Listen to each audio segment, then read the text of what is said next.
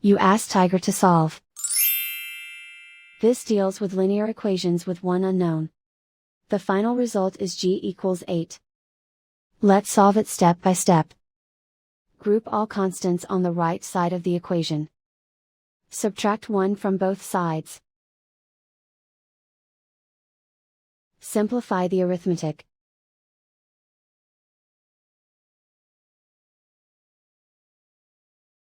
Isolate the g. Divide both sides by 5. Simplify the fraction. Find the greatest common factor of the numerator and denominator.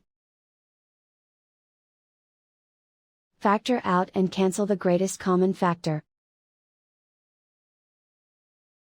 And so the final result is g equals 8.